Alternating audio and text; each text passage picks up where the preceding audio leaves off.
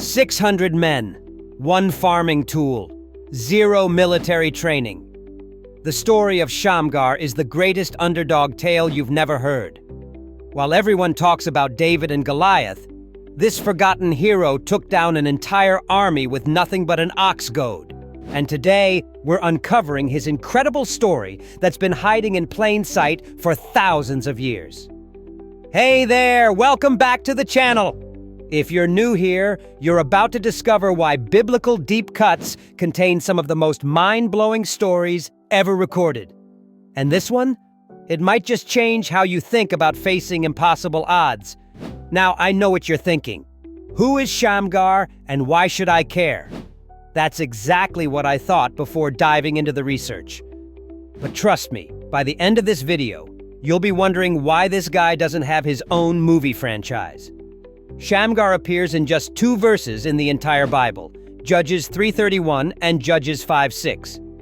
That's it. 2 mentions, and yet he accomplished something that defies all logic. The Bible states he killed 600 Philistines with an ox goad, and he also saved Israel. No elaborate backstory, no dramatic build-up, just an ordinary farmer who became an extraordinary warrior. Let's talk about this weapon of his. An ox goad wasn't a sword or spear. It was basically a glorified stick. Picture an 8-foot wooden pole with an iron point on one end for prodding oxen and sometimes a chisel on the other for clearing dirt from plows. This wasn't a weapon of war. It was a farming tool used to keep animals in line. Imagine showing up to a battlefield today with nothing but a rake. That's essentially what Shamgar did. And his enemies weren't pushovers. The Philistines were the dominant military force of the region, with superior weapons, armor, and training. They were the high-tech army of their day, while Shamgar was just a farmer with a stick. The odds weren't just against him, they were laughably impossible. But here's where it gets interesting. Many scholars believe Shamgar wasn't even an Israelite. His name doesn't appear to be Hebrew. It might be Hurrian or Hittite in origin. And he's called Son of Anath, which could refer to the Canaanite goddess of war. Some think this suggests he might have been a foreigner who converted to faith in Israel's God. I can already hear some of you asking, if he only gets 2 verses, how do we know all this? Great question. Historical context and archaeological findings give us clues. We've discovered ancient arrowheads from the 11th to 7th centuries BC inscribed with Ben Anat or Bar Anat, suggesting this might have been a warrior title rather than a literal family connection. Now, let's get to the heart of what makes this story so powerful. Shamgar lived during a time when, according to Judges 5:6, the highways were abandoned and travelers kept to the byways. This was a period of extreme fear and insecurity. Israel was being terrorized by enemies, trade routes were dangerous, and people were hiding in their homes. Sound familiar? We all face times when it feels like the world is closing in, when problems seem too big to tackle. That's exactly where Shamgar found himself. But instead of hiding, he looked at what he had in his hand, just an ordinary tool from his everyday life, and decided that would be enough. This is where most people get Shamgar's story wrong.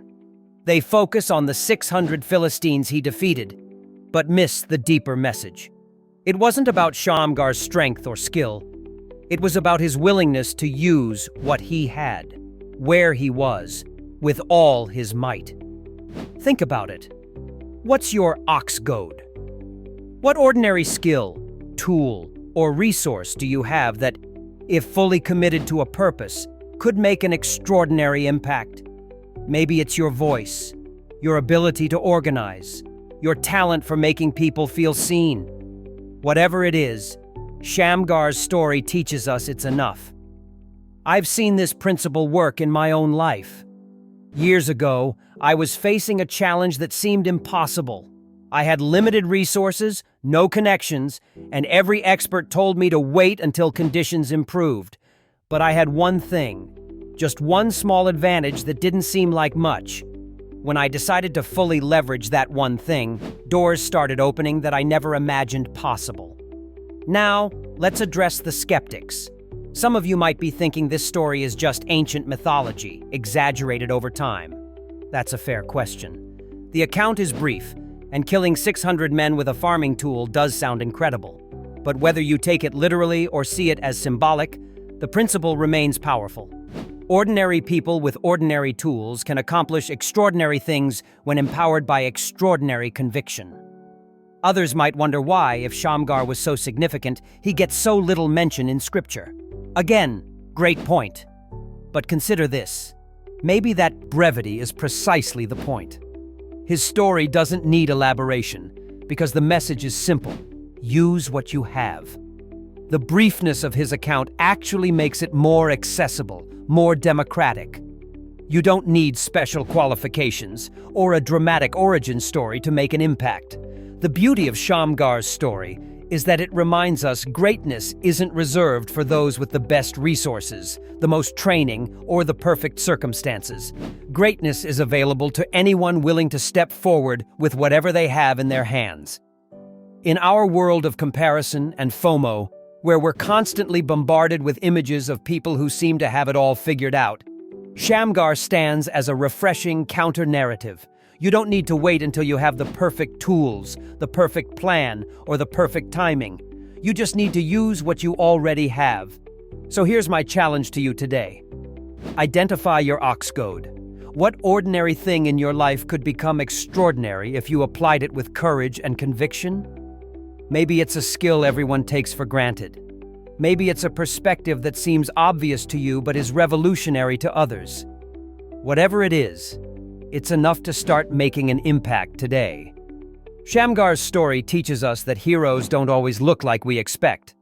Sometimes they're just farmers with sticks who refuse to be paralyzed by fear and choose to act instead. If this video resonated with you, hit that like button and subscribe for more untold stories that contain powerful life lessons. And let me know in the comments, what's your oxgoad? What ordinary tool in your life could become extraordinary? I read every comment and can't wait to hear your thoughts. Until next time, remember, you already have everything you need to start making a difference. The only question is, will you use it?